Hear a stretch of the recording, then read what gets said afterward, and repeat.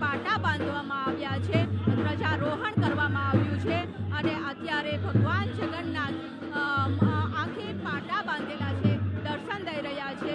ભક્તો પણ દુઃખી હોય છે કે ભગવાન જગન્નાથ બીમાર પડ્યા છે, પરંતુ ભગવાન જગન્નાથને આજે અને આવતીકાલે એટલે કે એકમના દિવસે છે આંખે પાટા બાંધેલા રહે છે અને ત્યારબાદ બીજના દિવસે મંગળા આરતી કરવામાં આવે છે। ત્યારબાદ ભગવાન જગન્નાથને આંખેથી પાટા ખોલવામાં આવે છે અને ત્યારબાદ ભગવાન જગન્નાથ છે નગરચર્યાએ નીકળે છે, ભક્તોને દર્શન આપે છે અને ભગવાન ખુદ ભક્તોને દર્શન આપવા જયારે નગર યાત્રાએ નીકળી રહ્યા છે ત્યારે તૈયારીઓ છે તે ધામધૂમથી ચાલી રહી છે અને ભક્તો પણ રાહ જોઈ રહ્યા છે કે હવે ભગવાન જગન્નાથ દર્શન છે ત્યારે આપવા આવે।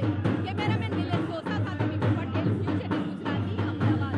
વારમાં સાધુ સંતોના ભંડારાનું આયોજન ભક્તોના આયોજન કરવામાં આવેલ છે।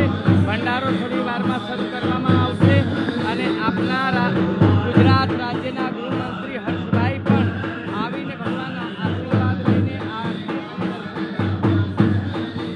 રથયાત્રાની તૈયારીઓ ચાલી રહી છે। હજારો ભક્તો છે તે દર્શન કરવા માટે મંદિરે આવતા હોય છે અને મંદિરે આવતા ભક્તોને જે સાત્વિક પ્રસાદ આપવામાં આવતો હોય છે અને તેનું નામ છે કાળી રોટી ધોળી દાળ। એટલે કે કાળી રોટીનું મહત્ત્વ છે કે માલપુઆ અને ધોળી દાળ એટલે કે દૂધ પાકનો પ્રસાદ છે ભક્તોને આપવામાં આવતો હોય છે। આ વર્ષોની પરંપરા ચાલી આવે છે કે જે પણ ભક્તો મંદિરે આવે છે દર્શન કરવા તેને સાત્વિક અને પૌષ્ટિક પ્રસાદ છે તે આપવામાં આવે છે, ભોજન આપવામાં આવે છે। અત્યારે જે માલપુઆ છે તે તૈયાર થઈ રહ્યા છે, જે પણ ભક્તો આવે છે તેને માલપુઆનો પ્રસાદ છે તે આપવામાં આવતો હોય છે, સાથે ગુંદી અને ગાંઠિયાનો પણ પ્રસાદ છે તે મંદિરે 365 દિવસ આપવામાં આવતો હોય છે। રથયાત્રા છે અને રથયાત્રાની જે તૈયારીઓ ચાલી રહી છે આ શુદ્ધ ઘીમાંથી પ્રસાદ છે તે તૈયાર કરવામાં આવતો હોય છે અને ખૂબ જ મોટી સંખ્યામાં જે પણ ભક્તો આવે છે તેને તમામને પ્રસાદ મળી રહે તે પ્રકારની આખી વ્યવસ્થા છે તે કરવામાં આવતી હોય છે। પ્રસાદ છે સાથે સાથે રથયાત્રાની તૈયારીઓ છે તે પણ ચાલી રહી છે। કાળી રોટી એટલે માલપુઆને કાળી રોટી કહેવામાં આવે છે અમારે સાધુશાહી ભાષામાં છે અને ધોળી દાળ એટલે દૂધપાકને વર્ષોથી એ પરંપરા રહેલી છે।